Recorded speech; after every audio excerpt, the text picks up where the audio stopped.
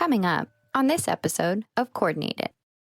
So we had students with 50% extended time, 100% extended time, some with extended or extra breaks, some with different timings and extended and extra breaks. So that to me is the best example I can give of the challenges I've faced along the way. Since 1955, the College Board's Advanced Placement Program has been delivering excellence in education to millions of students worldwide through over 18,000 AP programs. And in each of those AP programs, there's an important role. So today we shine the spotlight on the AP coordinator.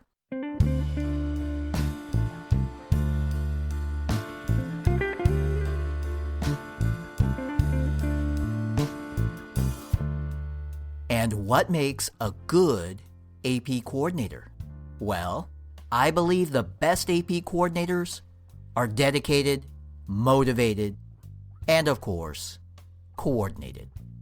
I am Derek Cometa, and this is Coordinated. Thanks for joining us for a series of interviews with experienced and incredibly talented AP coordinators. This school year, more than just about any in recent history, presents some unique and unprecedented times for schools and AP programs. Perhaps there is no better time to share our collective voices and perspectives. Let's start with 3 simple letters. SSD. As most AP coordinators know, that's a commonly used abbreviation for Services for Students with Disabilities.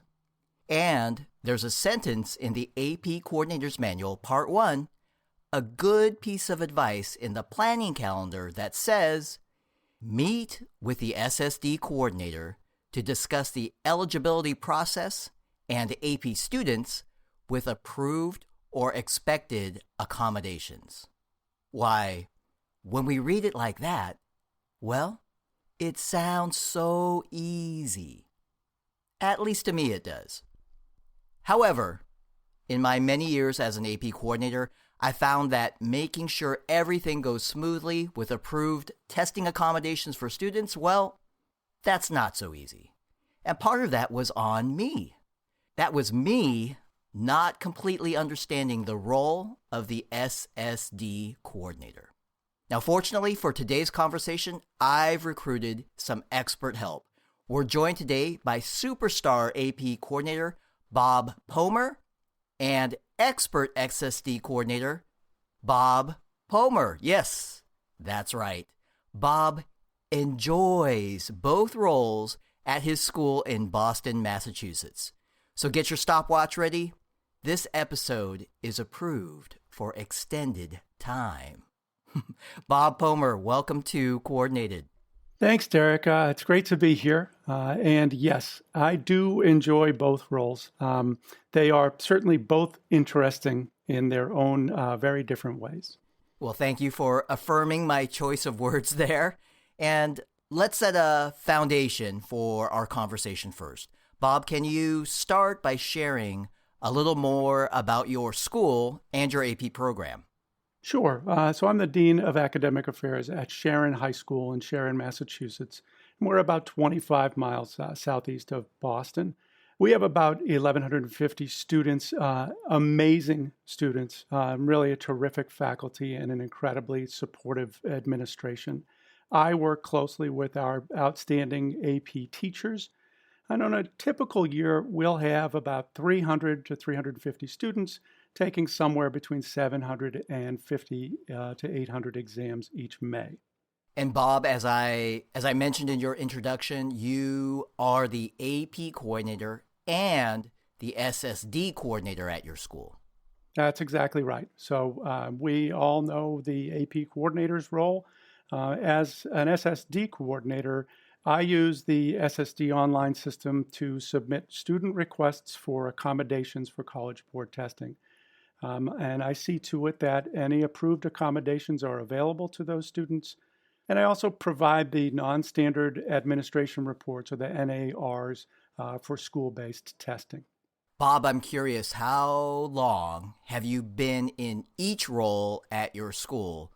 And of course, our listeners want to know, how did you become the AP coordinator? Okay, well, I have been in both roles, SSD and AP coordinator, in my current building for all 11 years that I've been here at Sharon High School. But I've been an AP coordinator for the last 22 years in 4 different schools in 3 different states. Wow. And for as long as I can remember, frankly, Derek, I think I've been SSD coordinator. And when I started in education at Loyola School in New York City, the role of AP coordinator was bequeathed to me by my predecessor, Sister Nora Cronin. Bequeathed. That's Mm-hmm. that's the first time we've used that word on this show. Thank you for educating us. That's a good one. Bob, so let's get back to SSD. Can you help me out a little bit here? You mentioned SSD online. I know a little bit about it, but can you please provide some additional detail? Sure. So SSD Online is the online platform that SSD coordinators use to submit, track, and manage student requests for accommodations. And it is a separate system from AP registration and ordering. Testing accommodations apply to all College Board testing. Bob, back in your introduction a few minutes ago, I called you a superstar and an expert. Can you validate my statement? I'll certainly do my best. I can only use one example, I guess, of the significant challenge I experienced in a recent AP administration when I had an AP US History exam with 6 different testing locations based on SSD timing and or SSD accommodations. So we had students with 50% extended time, 100% extended time, some with extended or extra breaks, some with different timings and extended and extra breaks. So that to me is the best example I can give of the challenges I've faced along the way. Bob, that is quite a story. I might be getting a little emotional with flashbacks to my time as an AP coordinator. But yes, that definitely validates the statement that I made about you being an expert. Thank you so much. Thank you. And everyone, with that, I think the foundation is set for our upcoming conversation. We'll be right back after this message from Carrie and Carrie about the AP coordinator community, so please stay tuned. There's a lot of coordinating to do, and I'm going to see if Bob can come through in the clutch when I challenge him with my top 5 questions about SSD. Hi, AP coordinators. I'm Carrie Larison. And I'm Carrie Franz. We moderate the AP coordinator community. This is a free online platform that connects over 6,000 AP coordinators from around the world. One of the primary uses for the community is to host coordinator-related conversation and collaboration. Many coordinators feel all alone at their schools and do not share the role or have an assistant. Right, and the opportunity to engage with other AP coordinators, especially around best practices, is so helpful. Plus, I like to validate that what I'm doing is correct, or that I haven't missed any important tasks. New coordinators learn a lot just by seeing what is asked and answered, and even experienced coordinators have been learning a lot of new things these past few years. Yeah, here's a good example. Recently, there was a collaborative exchange between experienced coordinators. The topic? How often everyone submits updates to their AP exam orders and AP registration and ordering. I thought this was an excellent discussion. Some coordinators do this every time they make an update, and others less often. It was great to see all the thoughtful comments and suggestions from our peers because there ended up being really good reasons for each option. In this case, there's more than one right way to get the job done. By now, you may be wondering, how do we access this community? Just go to apcommunity.collegeboard.org to get started and request your free membership. Again, that's apcommunity.collegeboard.org. And once you're in, you can choose a setting that allows you to receive a daily digest of all activity.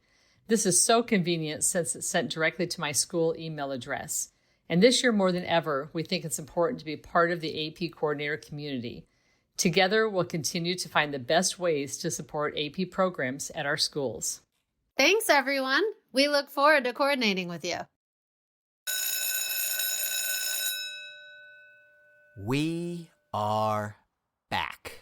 Bob, may I safely assume that living in the so-called City of Champions, you are a big sports fan? Derek, I was born and raised just outside of Boston. So being a sports fan isn't something you choose to do. It is a way of life. Well, then, let's consider the upcoming conversation, Game 7. And I'm confident you are ready to shine when the spotlight is brightest. So here are my top 5 questions regarding SSD. And these are all related to accommodations as a whole, right? Information and guidelines on applying accommodations on exam day. That's going to be available through other training resources in the future and potentially a future episode of this show. So here we go. Question number 1. How do students apply for SSD accommodations? Okay, that's a great place to start, Derek. So most students will apply for accommodations through the SSD coordinator at their school. The application doesn't have to go through the SSD coordinator, so students and families can apply directly to the SSD program on their own, but it usually comes through the coordinator at their school. And they apply so that they can access the accommodations they might already have in the classroom, typically through an IEP or a 504 plan. But these accommodations must be pre-approved by the College Board in order to use them on a College Board test. So as the SSD coordinator, I occasionally have to send documentation such as like medical information or achievement or academic testing in this process. But by and large, I'm submitting the request based on a plan.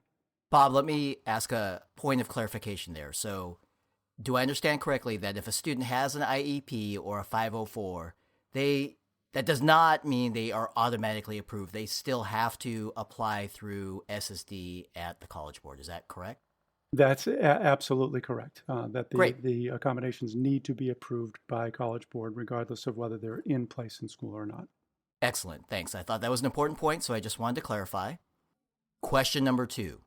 If a student is approved for accommodations for AP exams, do the accommodations also carry over to PSAT and or SAT exams?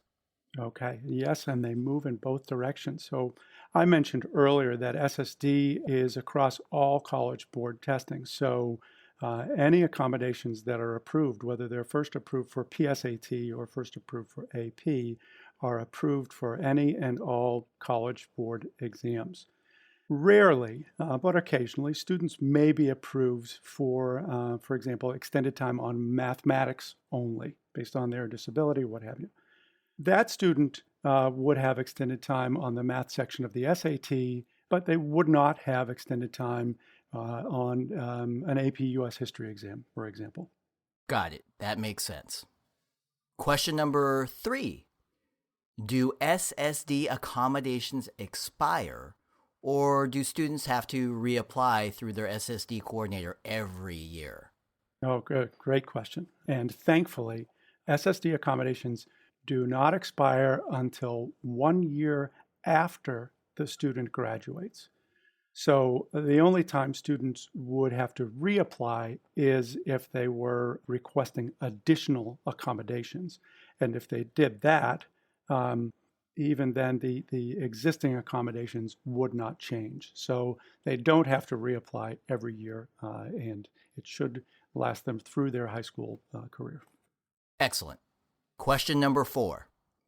if a student with approved accommodations, if that student transfers from one school to another, how does that work? Do they have to reapply for accommodations at their new school?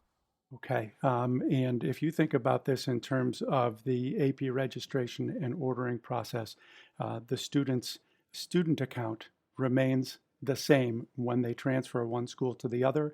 Their SSD account also is transferable. So transferring is easy, but it must be done by the, if you will, the receiving SSD coordinator. And they do that through SSD Online by working with the student to access the SSD number that's been assigned to that student when they were initially approved. Great. So the new SSD coordinator does not have to wait for the former school to do anything. They can take care of that all themselves. Do I understand that correctly? Exactly right, Derek. Great. Question number 5. Earlier, you mentioned SSD Online, and you mentioned that it is a separate system from AP registration and ordering. Mm-hmm. How do those two systems work together? And I guess maybe I should start with, do they work together? Okay, so they do work together, Derek, and it is great. First, in AP registration and ordering, on the students page, I can use the filter for SSD ID to find all the students who have been approved for SSD accommodations. In fact, because students are assigned an SSD number when they apply for accommodations, when I use that filter, it will include a list of students who have submitted a request but are still waiting for approval on those requests. So for an SSD coordinator, for an AP coordinator who's not an SSD coordinator, this is hugely helpful in planning out the AP administration and starting to think about proctoring and that sort of thing. I can see that. That makes a lot of sense. Anything else with that? Absolutely. So the AP coordinators can also view each student in AP registration and ordering and see what their specific approved accommodation is or are. So now, as SSD coordinator, I can see this through SSD Online, but as an AP coordinator, if you're not the SSD coordinator, you can still see this on the student level, what exactly their accommodations are by clicking on that student's profile. All right. Bob, I know I said top 5 questions, but I have one bonus question. I understand SSD coordinators have an important deadline coming up. Can you tell us more about that? Okay, so first, Derek, with this extra question, are we going into extended time? Right. Yes, I think so. Or we could call it overtime if you want to use the sports analogy. Just try to channel your inner Tom Brady and give us one last touchdown, Bob. Okay, here we go. So we SSD coordinators have an important deadline coming up, and that is January 15th, 2021 is the deadline for accommodation requests for AP testing in May. The request process can sometimes turn around quite quickly, but can sometimes also take quite a bit of time, especially if, as I mentioned before, there are requests for additional documentation. So the sooner we get started on this, the better, in order to ensure that our students have accommodations in place if they need them for the May testing. Now that is a game-winning answer.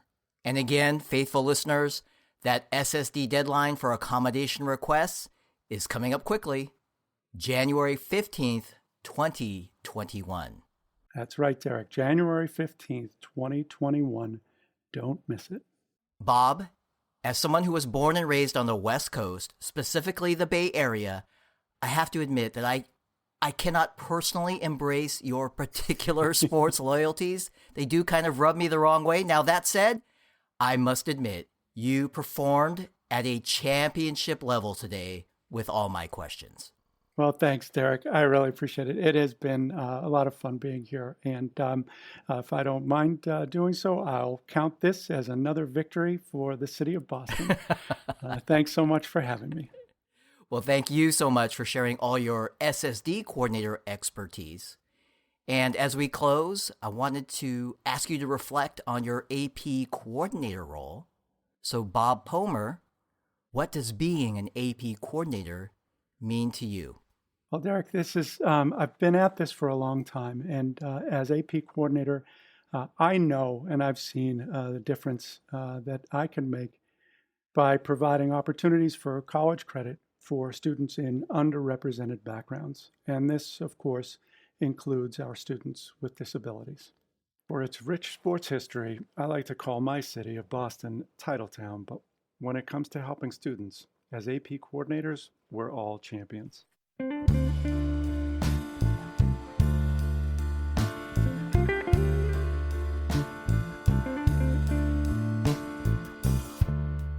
It's almost impossible to thrive as an AP coordinator without being super organized and hyper-focused on the details. There's so much to keep track of, and successfully coordinating SSD is a big part of that. In just the past 3 years, Bob has administered 2,200 AP exams in 31 different subjects. And of those exams, 136 were exams with approved SSD accommodations. 136! I called him a superstar earlier, and Bob Pomer, he definitely shines. AP coordinators and SSD coordinators, ensuring that all students are provided with any approved accommodations. AP coordinators, combined with great AP teachers and administration, making a difference, helping to build model AP programs. Standard time or extended time. This is what it means to be coordinated. Hello again, SSD coordinators. It's Bob Pomer back with one last note. Derek and I recorded this episode of Coordinated just before the holidays. And in typical 2020 fashion, immediately after recording, we became aware of a new update to SSD Online. Bad timing for our show, but great timing for SSD coordinators with the January deadline coming up. These updates to SSD Online include a modern, streamlined user experience, a user-friendly dashboard with improved filtering and access to information, and a simplified accommodations request process. Updates were made with contributions from SSD coordinators from schools across the country. I'm looking forward to getting in there to check it out. A good way to start the new year. Coming up next time on Coordinated. What it would be like to get all students to succeed at the school. So I went to the lowest performing high. I looked up the list, literally the school that was ranked at the bottom of the list for New York City achieving state standards. And I walked into the building, handed the principal my resume and said, I'm here to teach next school year. A special episode is on deck. Get ready as we engage in a tremendously inspiring conversation with an executive director at the College Board who has roots in education as, oh yes, as an AP coordinator in New York City. It's time to check in at College Board headquarters with Executive Director of AP Outreach, Edward Biederman. Let's clear the path for AP programs everywhere in our next episode of Coordinated. Thank you for joining us. Coordinated is written, recorded, designed, and produced by Derek Cometa. Our executive producer is Bill Lankenow. Additional vocal support by AP coordinators Leslie Ladd and myself, Carly Suge. Artwork is by Amy O. She is enjoying AP drawing and 3 other APs at Savannah Arts Academy. Our theme music is Good as Gold by Jackie Ray, former AP Music Theory student at Oakton High School. For more information on AP coordinators, visit collegeboard.org/AP coordinator training. That's one word. collegeboard.org/AP coordinator training. And my personal thanks goes out to Jim Cluley, Terry Redican, and all my colleagues at the College Board for allowing me to connect with my favorite people in all of education. And speaking of AP coordinators, standard time, or extended time, we are always good as gold. I'll say it over and over and over again till I believe it's so.